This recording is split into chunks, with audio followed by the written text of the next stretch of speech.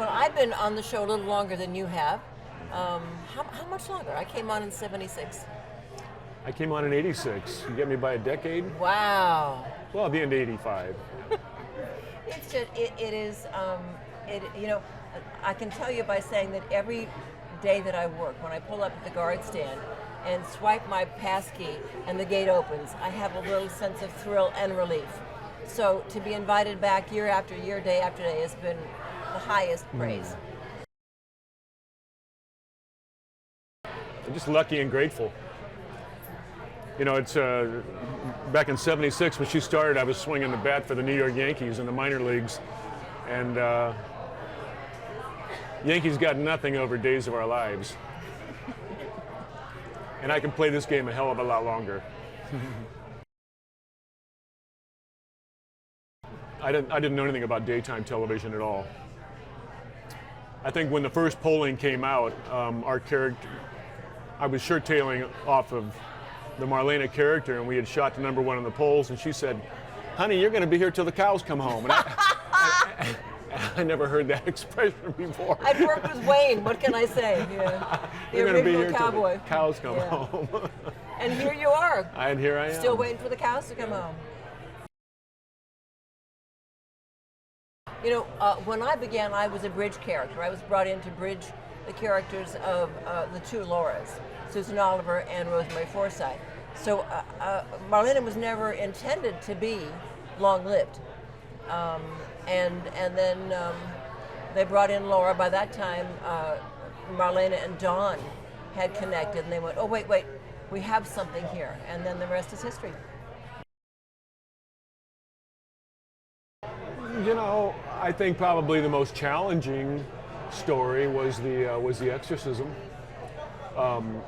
Hero heroine, a different twist, the different mindset, what she had to go through, the set, all the priests that were on there blessing every set you worked in, because this was very serious material, put a different twist on it.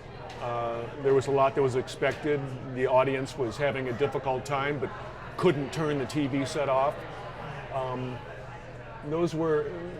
That stands out. And then the first week on the show stands out, only because of the newness of doing daytime. And I was afraid to leave the set.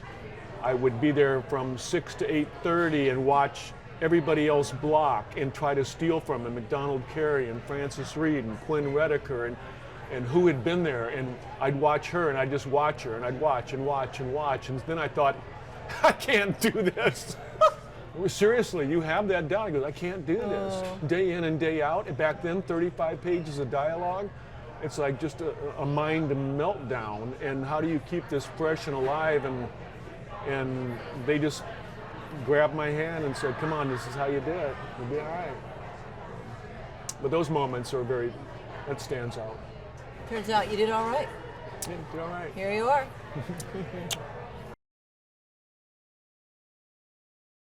Well, Greg Ming wrote an amazing book called Days of Our Lives, 50 Years, something like that. Well, that was a handy plug, wasn't it? Something like that. Yeah. But it chronicles 50 years of all the characters, all we've done, all the storylines, behind the scenes shots. It's an amazing book, and it's available now for the fans.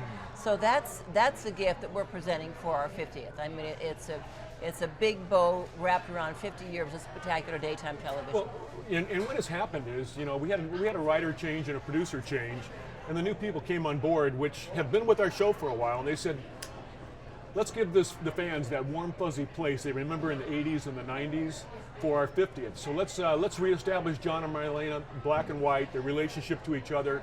Let's bring in Patch and Kayla, reestablish them, what their relationship is. Let's bring Bo and Hope. So these steps came along, and the audience was like, oh my God, we're getting back to that place, that feeling that we had. Bring more on, and they're doing it. And it never stops, and our ratings are going up because the people that have been watching for a long time, they're still out there. Now they're ears to the track, and they're saying, it's getting back there, isn't it? Yeah, it's getting back to that good storytelling again, and the relationship stuff. So, and you know, and I can talk forever, but the bottom line behind 50 years is it's just a hell of a lot of fun. with a hell of a lot of fun people, and that's what makes the show so successful. We like being there. We like working with each other. We can't wait to show America, what's coming up next, and we're very passionate and emotionally attached to our characters. I was on the book tour for about 2 weeks, and that's fun to get away from home. I mean, I love the book. I'm proud of the book, and I was traveling with people that I'm very fond of, and so it was a great time. Also, we're very well taken care of. I mean, nothing is left to chance, and we stay in nice places, and there's room to relax, and so it's good to get away from home with people that you spend your time in their home. And the fans are just off the charts crazy. Yes. For the book, for the show, for the characters, and that's a good feeling.